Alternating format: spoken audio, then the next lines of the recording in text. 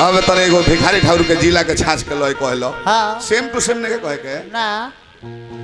महान महान लोग जन कहले बा तोने नहीं कहे के ना वो लय में अपन शब्द परोसे के बा तो अपन खेत होके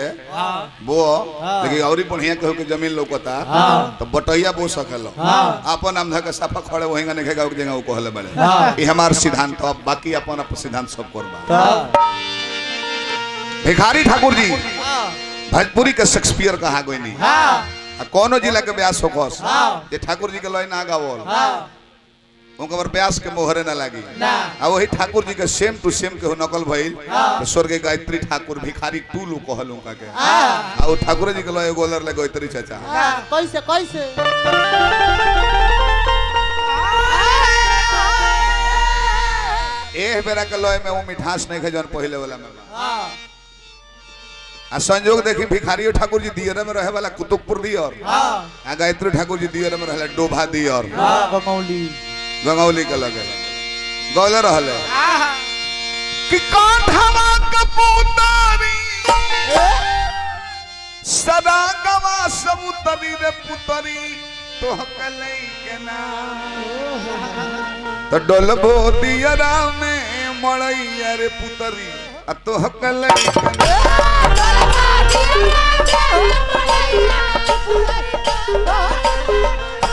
डोलबो दियरा में मड़ैया रे पुतरी तो हकले के ना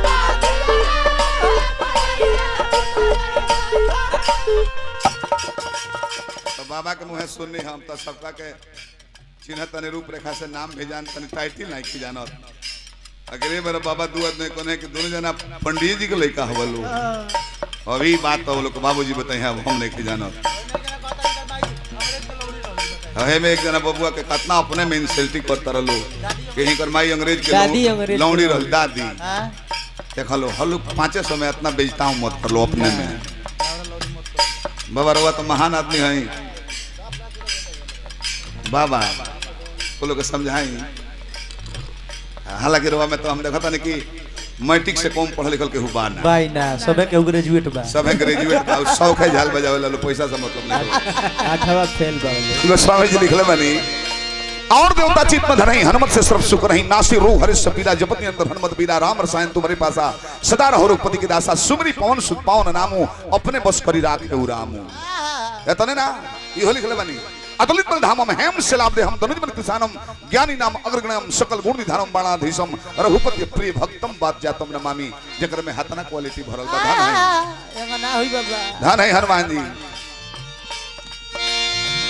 हारी ली हला हारी जी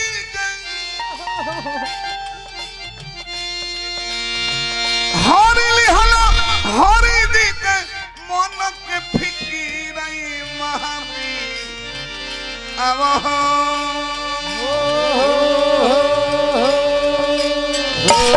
ए महावीर अवहो चरण में झुकवले वाली सी ए महावीर अवहो चरण में झुकवले सी ए महावीर अवहो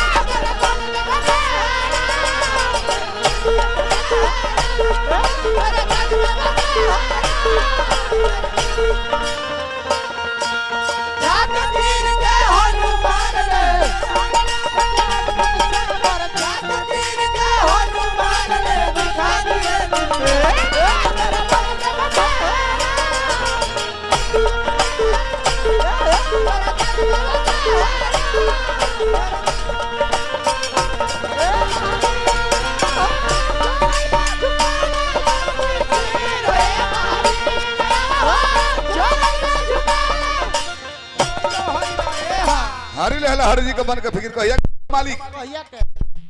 जान हमरा लक्ष्मण के शक्तिमान लागो रहे भगवान राम लक्ष्मण के मस्तक अपना जंघा पर धो के अब मस्तक सुघराओ तनी आंख में लूर बखर के हे भाई लक्ष्मण आंख खोलाओ माई से का जवाब दे कि लुगाई के चलते भाई के गवाई के आ गई। आंख से लोर गिरत हवे। अब भगवान सुग्रीव जे राजा रहले, बानर राज सुग्रीव, सूरज के बेटा रहले, तकने सूरज देवता के लइका सुग्रीव जी मुड़ी नीचे कल हले कि मलिकार हमरा बस के रोग नहीं है। जमोंती ब्रह्मा जी के बेटा रहले, भगवान राम आंख में लोर लगे तकने मुड़ी नीचे कल हले कि हमरा माही के नहीं है मालिक। विश्वकर्मा पुत्र नरनील मुड़ी नीचे कली हलो, बाकी जब हनुमान जी पर नजर पड़ल, भगवान राम के आंख में लोर हनुमान जी के मलिकार असंभव के संभव बना दे और कृपा बन चाहिए। रातों रात सुसेन बैठ के लेके अइले, पर्वत सहित बूटी लेके अपना मालिक राम के संकट से दूर कइले, संकट हरण कर लक्ष्मण जी फिर जीवित हो गइले, मूर्छा टूट गइल। एगो पद लेले हनुमान जी, संकट मोचन हनुमान कहा गया। ई पद दूसरा देवी देवता के नाम मिले। मेघो ना दो लक्ष्मण के मरल जो हिया सपति,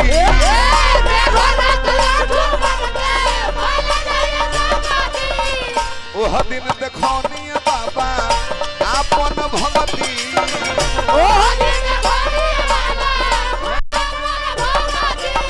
तो भगवान के का दशा रहे कि बहुत रहे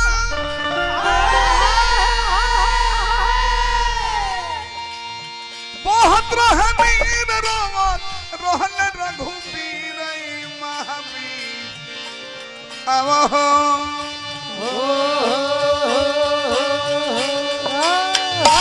ए महावीर आवहो चरण में झुकावले बानी सी। ए महावीर आवहो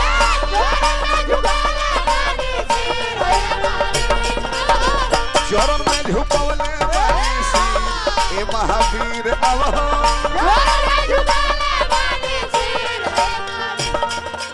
अब रोको भेजा अंतिम पद को है कमा कतना ले करिए कॉपी राउर बनाई एक बार भोला जी से कोई नहीं लड़ाई।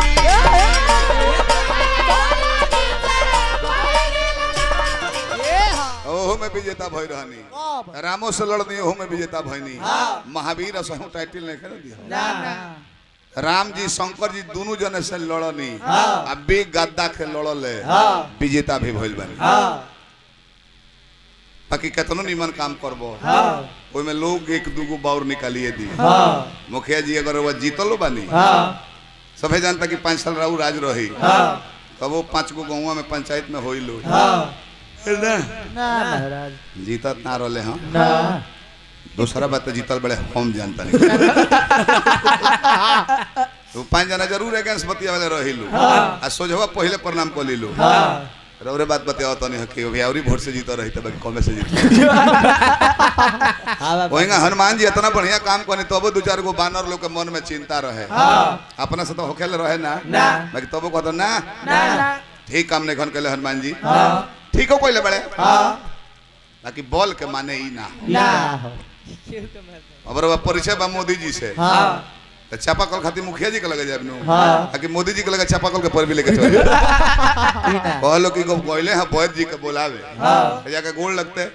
परिचय पूछते, तब कहता कि चलिए एगो बीमार पड़ल बड़े भाई लक्ष्मण जी लेके अइते, ताकि बोल के इहे माने हो। गइले हैं पूछला कि केकर घर हो, आ तो सुसेन बैठ के रोए हई विशाल रूप ध के माचिस के डिबनी और घर में उखाड़ ले अलिया के भगवान के लगे ध देले। ये माने हो हनुमान जी कहने की देख लो कमी बा हमरा में, बानर जोरी में बानी हम, बुद्धिए कितना बा, बाकी ई सोचनी हो कि दुश्मन दल के डॉक्टर बा आ शक्तिमान लागल बा, मूर्छित अवस्था बा, अगर लेके आवतनी तो का जने लागे बहाना करे कि आल्हा छूट गइल, सिरिंज छूट गइल, ऐसे कने के रह तोर हॉस्पिटल में टांग ले चलता नहीं, भुलाइल होई तो ओही में होई जो होके जियाओ ना तो मार के बिगड़बो करबे। हाजी कहलो कि अच्छा ई त ठीक भइल बा, अच्छा ई बताओ कि गइल हो बूटी ले आवे तो पहाड़ काहे उखड़ल हो, काहे कहले केंगा गइल बनी केंगा आइल बनी हम जानता नहीं। एक जगह मारहू के पड़ल बा, एक जगह मराहू के पड़ल बा। ई कैसे हो? कैसे? अच्छा बहुत बहुत के बनी रहू भतीजा राजकुमार ने चेहरा पोले बड़े भोला दानी बनौले रही, ऐसा तो दुआरे ना देखनी, ओनहू गवाओ एनहू गवाओ, दोनों ओर पैसा मिलता है। भगवान बनौले रही दादी जी का आत्मा के शांति मिले। कहले कि मरैला हो अब मरलबो कइला हो केहू के कहले कि हां रावण भेज दे रुए एगो राक्षस से काल नेमी नामक साधु बन के हमारा रास्ता रोकले रहुए राम राम जपत रहुए सब बतिया सही सही बतावत रहुए हम जौन कि भगवान के भक्ते हो ताकि एगो स्नान करे गो पुल खुल गो मार के बिगाड़ देने हो हम मारल है के तरह के तो लौटत में भरत दी साधारण बन मार देले हम मूर्छित हो गया है गिरो रहनी है नीचे बहुत बहुत पुरस्कार बचिया बना रहा भगवान के कृपा बना रहे सृष्टि बबनी है भोला दानी बनौले रही नाम रोशन करा पढ़ लिख के ऊंचा अफसर बना रात भर में गोइल बनी आइल बनी अब बीमारी ऐसा हमला कि सूर्योदय हो जाई तो प्राण छूट जाए कोनो दवाई काम ना करी तुम्हारे ऐसे तारा का मतलब दो ये लेके चल रही था हनुमान जी कहले कि देखो लो हम गोइनी है तेई सोचनी हो कि दुश्मन दल के डॉक्टर बा बलाते ले आइल बनी जबरदस्ती भोर ले एगो दवाई लेके आई थी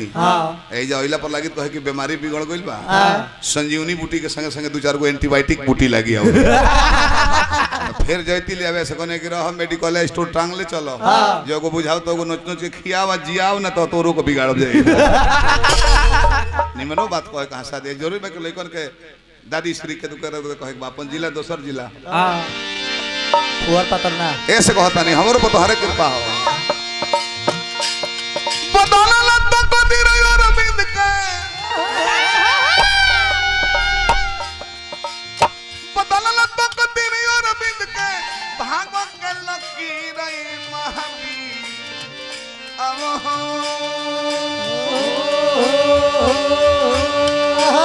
ए महावीर अब हो चरण में झुकावले बानीसी ए महावीर अब हो अब हमरा बाबा से सेवा ली भिखारी ठाकुर जी कहते हैं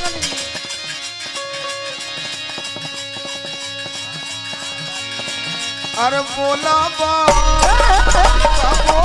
पागल जय भजबा तब भजले सुगा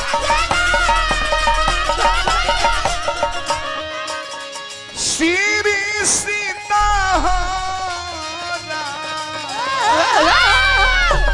राधापति घनश्याम जय कबीर हनुमान प्रेम बस बोल पागल उहे न बनाई बिगड़ल काम प्रेम बस बोल पागल श्री सीताराम प्रेम बस बोल